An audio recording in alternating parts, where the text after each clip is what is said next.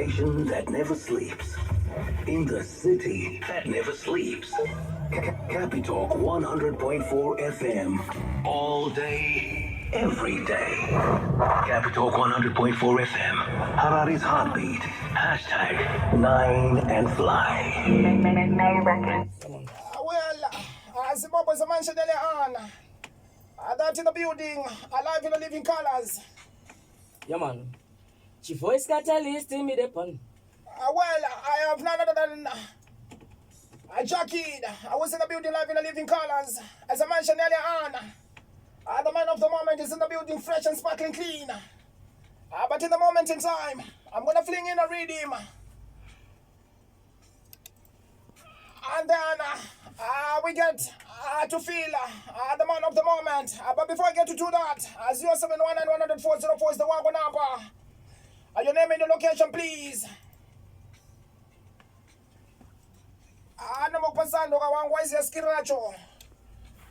Big up to one Fungai, representing all the way from Masasa. Enough respect, my king. Well, in the moment in time, as I mentioned earlier on, let me do it like this. Your jacket, starting from there. Chief voice catalyst in me depon.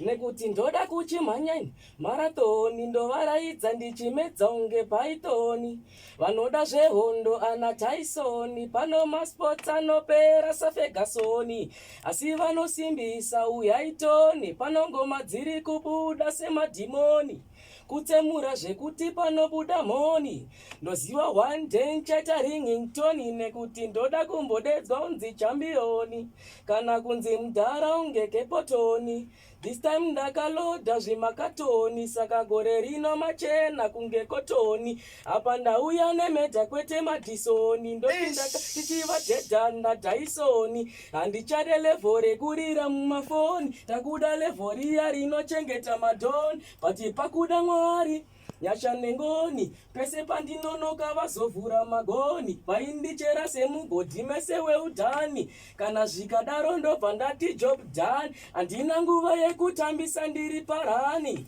ingori faya ndakabata gani wese vanondifolowa dhimi rangu klani chaita ndigopisa semafuta mupani zvamanje manje ndakamuka paninge vhani vanondiongorora pakutoda skani saka muchaita sei pakutoda plani handingapere kunge mvura yemuchibhorani somitelemana 5 star general plot clat dead bombo clat.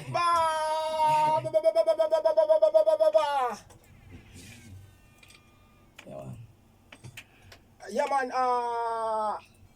Zimbabwe, it's exactly 10 minutes past our 2 o'clock. Right here on the station of your choice. Capital 104 FM Sabit. And in the building, as I mentioned earlier on that, I have none other than rising a star. His name is Jackie. Your Jackie, Wagwan. Wagwan, my father. Easy. So, just to get to the business of the day, who's Jackie to those who might not know him? Yeah, Jackie is a rising star. Yeah, coming from Vuku. Yeah, born in Mavuku, but right now I'm representing Eastview. Though Kwandru Kuchikora Eastview. So, though Jackie doing your real name is Tanaka Mabosa. Really? Yeah, man. Okay, how old is Tanaka Mabosa? Yeah, Tanaka Mabosa is 24 years old. 24 years old. Really? How far did you pursue music? Yeah, I got the journey tangira pa changu zvarwa zvedu but professionally tazotanga 2018 ndo patakazoti tipinde mustudio tinyazotangisa zvinhu zvacho. Really? So 2018, what age were you? Mama sugar pap man by 2018. Yeah, 2018 ndiri pa 17 years. Really? Yeah. And then had you already recorded professionally by 2018? Yeah, ndo pandakatangira kurekoda professionally. How has it been so far since you have recorded? Yeah, tikangoti mgeto vanhu vakuta vachitiziva kuti tisawa vari kuimba. Zvakumeka sense, right? Yeah, tingangoti zviri kumeka sense pakuti vanenge vachitiziva ndo basa ratikuita but agree. Yeah. Agree. Well, Zimbabwe, it's exactly 12 minutes past our 2 o'clock. Right here on the station of a choice. Capital 104 FM Sabit. And as I mentioned earlier on that, I have Jackie in the building. So in the moment in time, I'm going to press play. on one of his tracks, titled Begre Mangoma. Then we get to talk more soon after these messages. We vibe. Capitalk 100.4 FM. The voice of the Estate. 9 years of sizzling hot radio from the hub of business, culture, and entertainment. Capital 100.4 FM. Harare's heartbeat. Hashtag 9 and fly. The voice catalyst in me. The voice catalyst in me.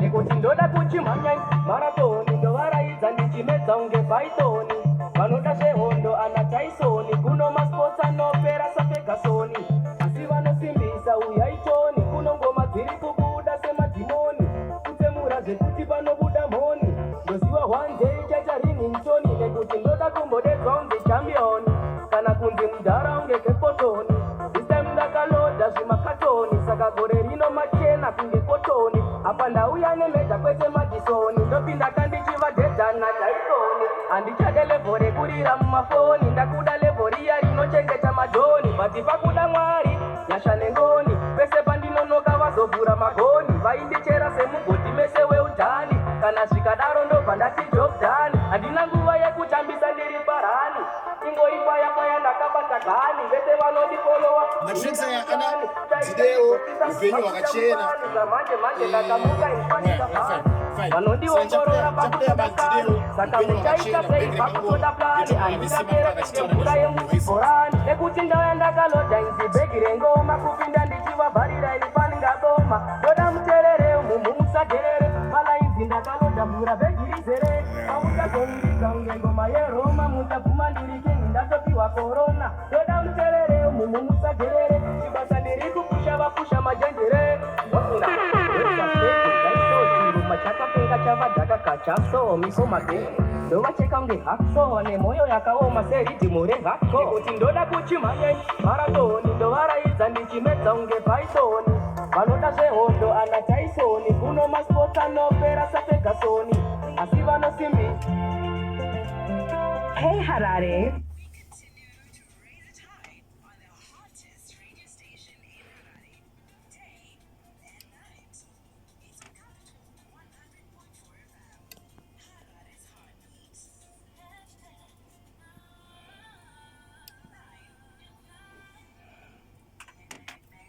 Well, Zimbabwe's exactly 50 minutes past our 2 o'clock.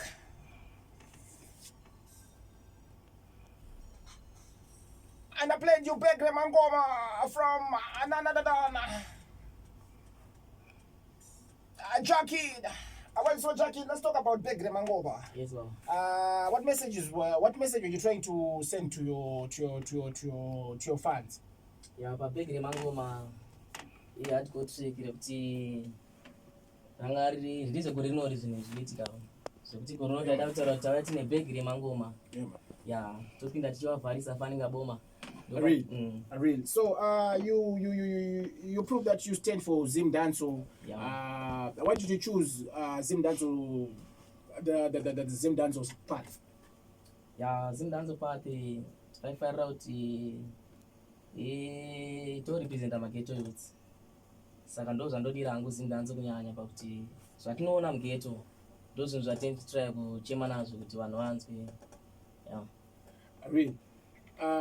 Any challenges that you have faced so far in the journey that you have partaken in your life? Yeah, challenges yatosangana nayo kunyanya zvedu semageto youth. Panguva tinoona nekuti takatowandisa shungu tinadzo tese dzekutotirire sezvinoita vamwe. But challenge anosangana nayo ndeyekuti kumastudio kunene panguva titotoshaya mari dzekurekodha nene. So challenge hombe kunyanya. All right. Okay, besides you facing financial constraints towards putting into the work. Yes. Have you achieved any wins so far? Yeah, so far tinotomboti bosi. Tinombokwanisa kuwana watombodedzwa kuti totodedzwa nemastedo tana jacket yayo zotoreva kuti zita rakagadzirwa. Recognition in the ghetto, yeah man, more of a state. So let's talk about any live shows. Have you ever performed any live shows so far? Yeah, my live shows are number one. What do you have to say about them in your journey so far? Journey yangu so far sikangoti apa tada kutanga kukakata manje. Yeah man. Tiende mberi manje. Kuti ndopa ma utanga kutsika gear. Tada kutsika gear manje. Azvimbori low but I think zvada kuita po. Really. Well, Zimbabwe is a rising star. A rising superstar. His name is Jackie. I read you on Capital 104 FM Sabit. At your station of your choice. So I'm gonna press play until soon after these messages. 9 years strong. The city alive. News that matters. Music that vibes and talk that captivates. Capital 100.4 FM, Harare's heartbeat. Hashtag 9 and fly.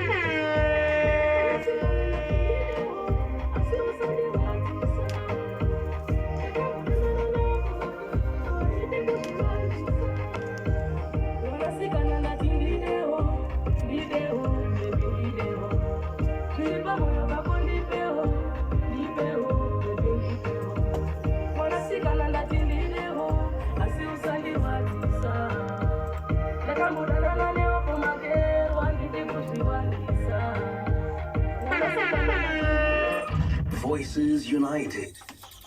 By the city that never sleeps. Capital 100.4 FM. Harare's heartbeat. Hashtag 9 and fly. Yeah, Zimbabwe. 21 minutes past our 2 o'clock. It's 1 o'clock reads in the moment in time. Please check your time and check mine. I remember as I mentioned earlier on that I have none other than Jackie in the building, live in a living colors. And I press play on today. One of his tracks. Yo, Jackie, let's talk about today. What inspired this song? Yeah, love itself. Love which is love. Then pa this song apa tukufambira nenguwa takupinda muvalentine saka ndopata kangu rigagadzire track rekuti toona vanhu mageto sarambotara toona zvemugeto ka senchivaona vanhu yazvishowa ari kudanana vamatukeya saka ndopata kagadzira song ndidewo kuti vambotamba nayo muna February mo. Really? So, in the production of this song, are there any memorable moments that you want to share with us? Yeah, in the production of the song. Yeah, song yakanyanya nanga inini mchimbiona anofunga neka small board zvamungoona. Really? Saka pacho titry kuda ku approach wamwe vanongatonange kamfana. Ende ukatira song yacho nyasona sense yacho kwairi kuenda ndo pandaiti usandise mukeji handisi under age. Yeah. Really? Well, Zimbabwe, it's Jockey in the building, and as I mentioned earlier on, we're going to be sampling his tunes, then we're going to be having some time for him to ramp on some rhythms that I have over here. But in the moment in time, let's do this one after these messages. Hey Harare, we continue to raise it high on the hottest radio station in Harare, day and night. It's on Capitalk 100.4 FM, Harare's heartbeat. 9.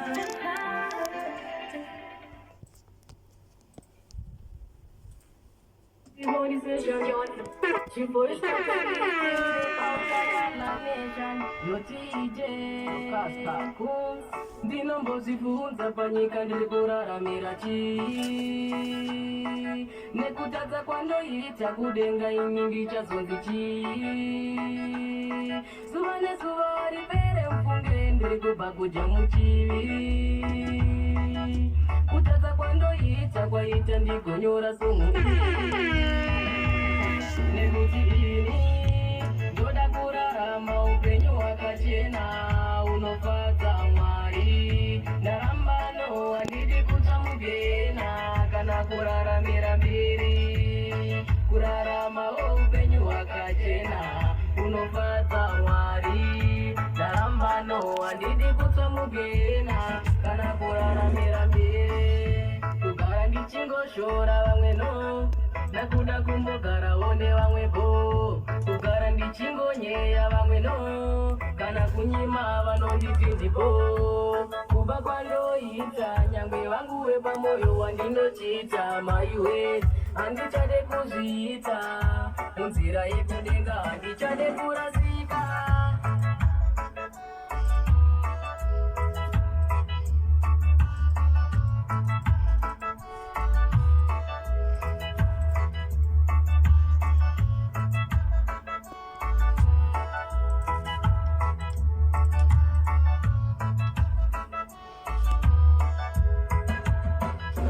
Ndinombozifunza panyika ndikuraramira chii nekutadza kwandoita kudenga ini ndichazonzi chii zuva nezuva ripere mfunge ndirikubva kuja muchivi kutadza kwandoita kwaita ndigonyora somu iyi nekuti ini ndoda kurarama upenyu hwakachena unofadza Mwari ndarambano handidi kutsamugena kana kuraramira mbiri kurarama upenyu hwakachena unofadza Mwari ndarambano handidi kutsamugena kana kuraramira mbiri. From day 1 to year 9, we've inspired, informed, and entertained. With the biggest hits, hottest news, and exclusive interviews. Capitalk 100.4 FM, Harare's heartbeat. Hashtag 9 and fly. May Records. Well, Zimbabwe, it's exactly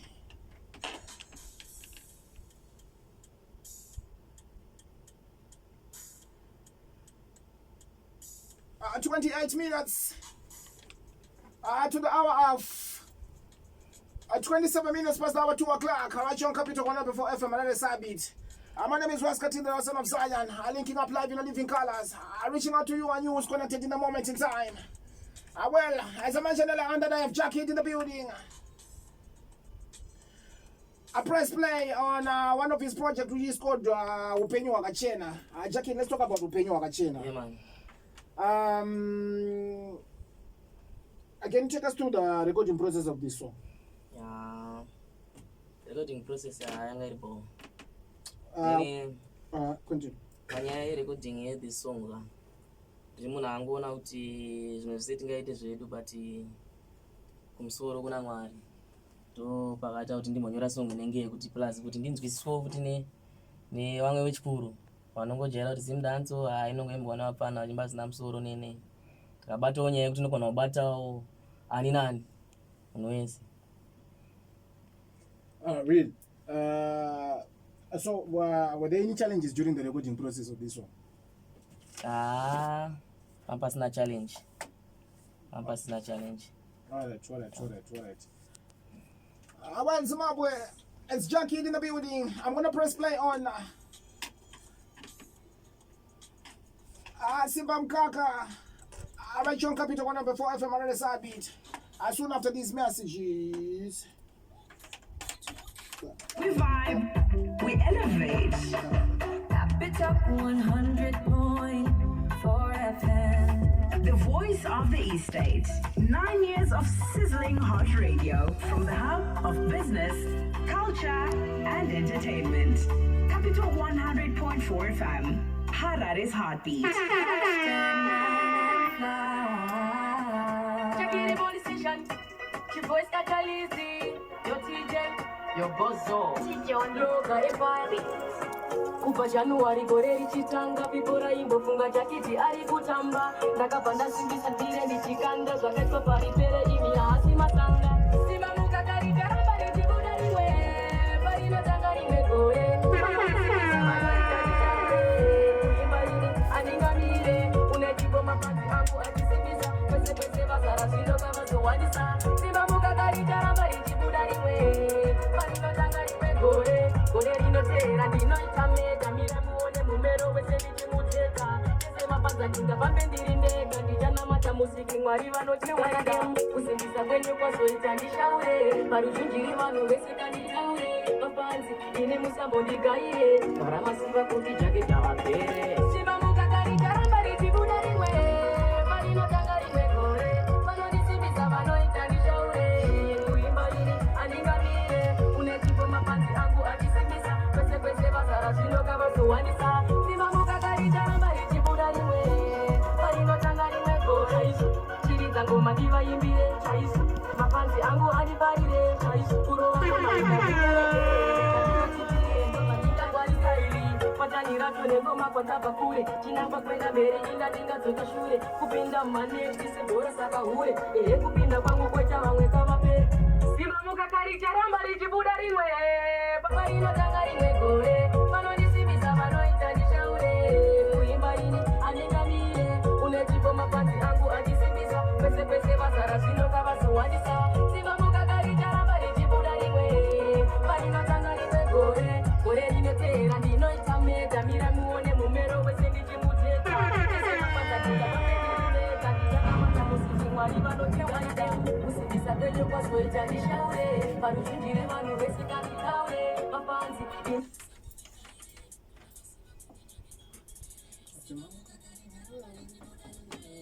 parinotanga rimwe gore vanondisimbisa vanoita ndishaure kuimba ini andingamire unechipo mapanzi angu achisimbisa kwese kwese vazara zvinoka vazowandisa simamuka karikaramba richibuda rimwe parinotanga rimwe gore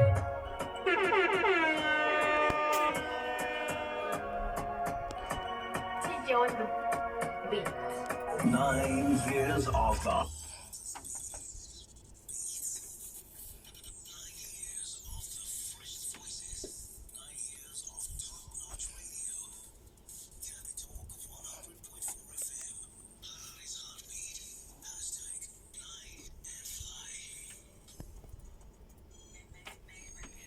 Well, Zimbabwe, I've only got 28 minutes left. And as I mentioned earlier on, that Jackie into the building live in the living colors. 0719-10404. Is the one number. Your name and the location, please. No more person, before I get to open my microphone, for me to talk to the man of the moment, Jackie. Shout out to Regio Man in the moment. In time, sending in some fire emojis. I can see you live in the different colors. Big up Fungai, representing all the way from Asasa. Allah, God of mercy, the wagon number is going crazy. So, Jackie. Yeah, man. Let's talk about Simam Kaka.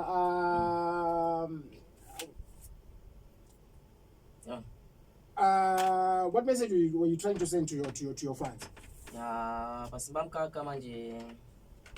Angarile kutotenda vanhu vaindisapota zvegorororo kuti takatombopushawo mawex zvokuti zvelevo racho ka fan base yaida kuzokutotendwa then titoisimbisa futi kuti pakutanga rimwe gore hatisi kumira ngatirambe tichifamba tese same nezvikutoitika ipapa patakapetera gore rakapera vanhu ivavo ndichiri navo vamwe vacho tikuendera mberi ende vari kutofara nezvikuitika vachisapota. Okay, cool. So, what's your take on the current initiative that Cheapers Promotion is doing towards facilitating modalities to ensure Zimdanso is a lucrative space, things like the Zimdanso Cup Clash, things like the National Cup Clash? Yeah. So, njaza zvakanaka singaiti. Ende tikuzvifarira. Ati atistese tokwanisa kuzopinda nenzira iyo. Yeah. Zviri kubatsira vakawanda. All right. What do you think? Yeah. What do you think should be done? What other things do you think should be done? Other initiatives that should be put in place to ensure that you guys have a platform to showcase your talent? Yeah, I think magete mo tikakwanisa kumbo vanhu vanotibatsira kumbohostawo mashows ari matalent mashows zvawo zvinotibatsira mageto because chipo chirimo mugeto zvemashow. Okay. Somebody's coming to the WhatsApp number. Anzi, do you have any songs that advise the youth not to take drugs? And what can you say to people who say Zimdanso is for people who take drugs? Yeah, so taura nezvozvo ndinayo inonzi life haitengeke vakaenda pamayoutube vangu vanosangana nayo.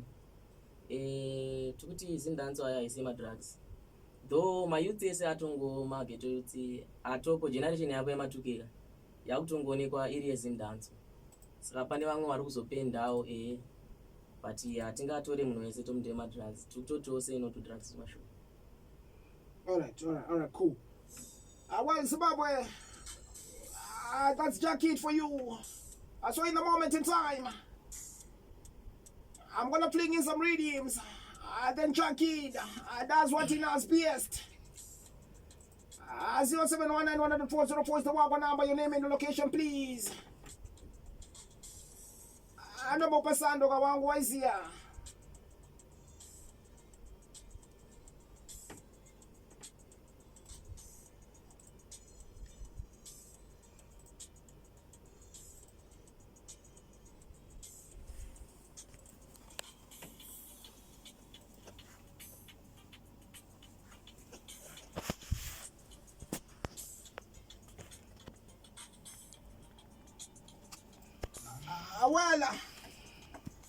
Let me start it like this. Voices united by the city that never sleeps. Capitalk 100.4 FM. Harari's heartbeat. #9 and 5. Yo, Jackie. Yeah, man. I started from there. Voice catalyst me the pan. So me tell him on a 5-star general blood clot dead that a funeral. See me anywhere me there. Vanu vanzongo mazango. Vese vondi pasando. Me bury them alive. That the laws of the jungle. Acting like a gangster. Me fight up, me struggle. Me mash up the place. Man a king like Shango. Kutindo zigona bangwe weta jealousy. No for they can stop me. I no fallacy. Cause me not this people. So me not take no this. Me run this thing when me there upon the place. In case you don't know music not a rest. Music a mission. Listen. Dikati sawira weriti mundi nenge kala zina tips. Inzwa kutapira ungati strawberry lips. Malanzi kubatana se bebiri ne ma hips. Chijgama futa singa kore banga ne ma chips vanu. Avandi zive kuita kunge side chick. Diri apple like 7 indo siya vaita sick. Fanga gemure mabuza kutamba ma free kiki. Ndova kwadza kuti vapinde muchiki kwemi vana ino vaini kunge shumba ndodzova. Vatota kunge doa panda pinda vanosowa. Ukati boa pano unochowa tino kurimisa mtara wozo uya uchiko wachino. Takaiwo wababa kwete mayeu. Musa ndade kufarisa kudiridza nechateu ndine malines rodi ndisamura masheu vese vakurwadziwa mise tuheu kozi chivoice catalyst chodefenda title malines ndakaloda sefuti iraifo vamwe vanofolowa vese madisciple patinoimba zimudhanzo kwete zvimakwaito kuavo ndevapi vari kudhonza tambo hongu munochena muri wedrip bambo kupinda muraundi motopiwa sando asika deep down andaweresara tambo. Yeah, man. Beats. Yeah, man. Top Notch Radio. Capitalk 100.4 FM. Harari's. Well, that was Jackie in Zimbabwe. It's hit after hit, tune after tune. Well, in the moment in time, it's exactly 22 minutes to the hour of 2 o'clock. The Nyasha Mani Mutsira, the phenomenal queen, steps into the building, alive in the living colors. But in the moment in time, I'm going to fling in another redeem. Then Jackie does what he has pierced. Yo, Jackie. Chivoice catalyst, me the pan. Jackie Ribondi session. Dikati dororo ndihita life yangu iwe better. Kana ndirilo ndinotanga kunzwa jinja. Ndati ini ndoda black label. Kana ndada kwa mskana wese pombi. Ende ndine love very true. Pia mumusoro hapana chandingadi ndati pia ndongo garachiri fungaso black label zambezika na kaso ndorida paduzerine chandoso ende ndotoshanda nikupinda haso. Starting from the top. Chivoice catalyst me the pan. Jackie Ribondi session. Nikapigwa msaladi. Yo jama. Dororo ndihita life yangu iwe better. Kana ndirilo ndinotanga kunzwa jinja. Ndati ini ndoda black label. Kana ndada kwa mskana wese pombi. Ende ndine love very true. Bia mumusoro hapana chandingadi. Bia ndongo garachiri fungaso black label zambezika na kaso ndorida paduzerine chandoso ende ndotoshanda nikupinda haso bia ndoto garachiri fungaso black label zambezika na kaso ndorida paduzerine chandoso ende ndotoshanda nikupinda haso vatindisiya bia ndaramba nyangwe vakaparitsa sacharamba ende pazvese ndakaona doro riripo kana ukadhipisa ondo zvako marasta noda bia nechamba vakatidira zare kauza the glass one for me and imbofila lonely torangu wambonzwa yangu story ndotorida kupfura ti rineka kuvavira semvura yemusi ende kutofamba ndine mari zviri riski yese inopera ndatotenga whisky I never see this kind of drink rinoita kunaka zvekudhaka kaiwe you know mina try to make fun ndakachuza mabhiya kutopfura zvemabhe weekend yatosvika ika pakuda plan 16 kotsi andidhakwe nematotsi marasta akusembula my brand new song yedoro ini ndoda black label kana ndata kwa mskana wese pombi. Yeah, man. Amada.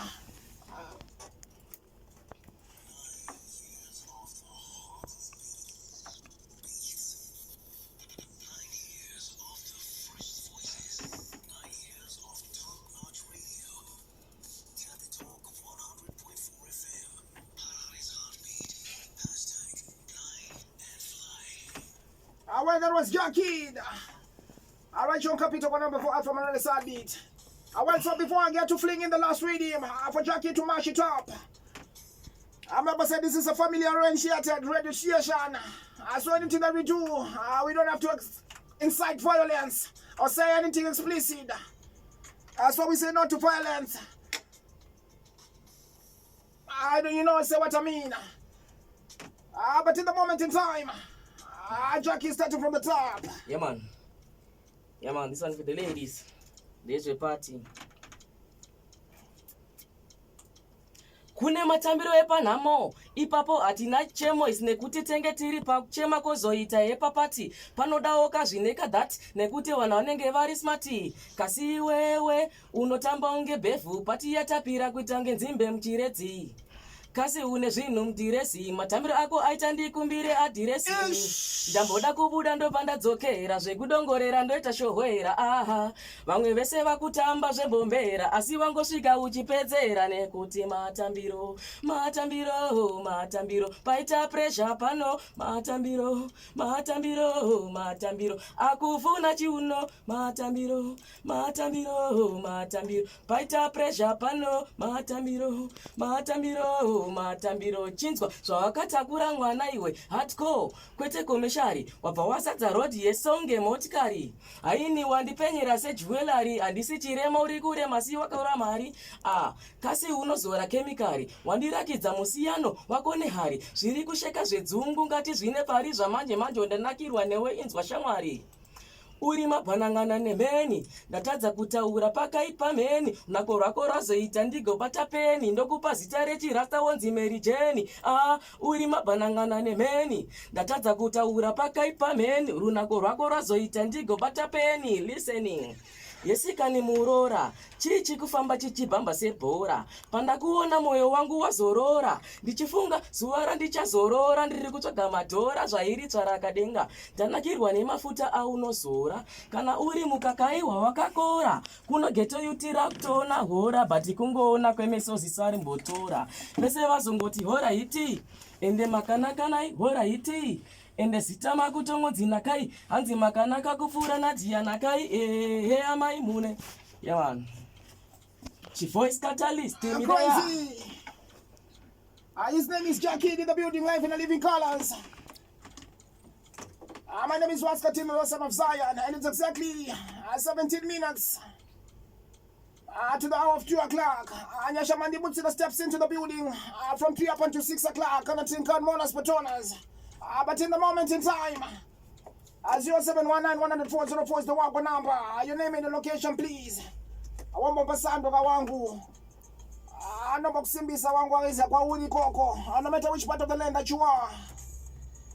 But in the moment in time, let me do it like this.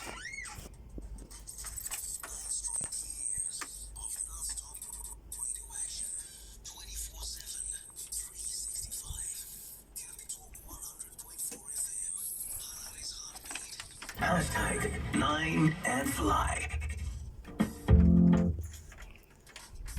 Well, so Jackie, yes Ngoma. Let's talk about where people can access your music. Yeah, people can access my music by YouTube. Ndiripo inenge kanzi original Jackie Voice Catalyst Music. Original yacho is ORG Jackie Voice Catalyst Music. Then ku Facebook it's Jackie Voice Catalyst ZW. Pane page redu reFacebook riri papo. Then mamwe accounts akada sana Instagram. Ndo atada kushingira manje kuti simba bozi zvakamboita low mchana taizomboita ngezariseta zvimwe zvacho. But so far tombotoya kumanager zvinhu zvedu.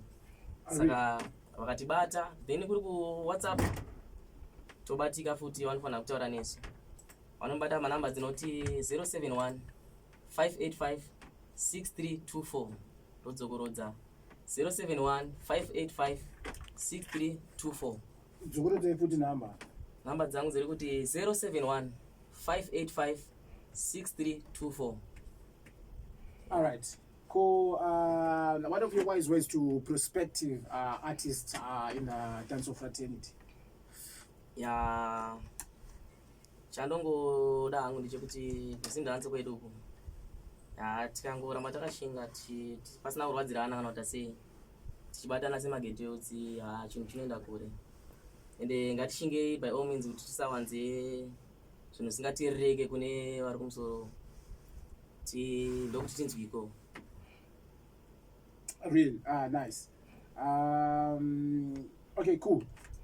Well, in Zimbabwe, that was Jackie, live in a living colors. Right here on Capital 104 FM and Sabit. So in the moment in time, allow me to give some nice goodbyes to Jackie. So Jackie, when can we expect you back in the studio? Yeah, tikangoti tambopesa projects atikurwa ipapa tongoti end of February tofana kubatikira. Mana batikira tine maworks egore rinori yakazara. Real. Okay, Zimbabwe, it's exactly 30 minutes to the touchdown hour, which is exactly 2 o'clock. Allow me in the moment in time to say my last goodbyes to Jackie, right on Capital 104 FM RSI beat. So we sign out with one of his tunes titled Get On My One. Soon after these messages.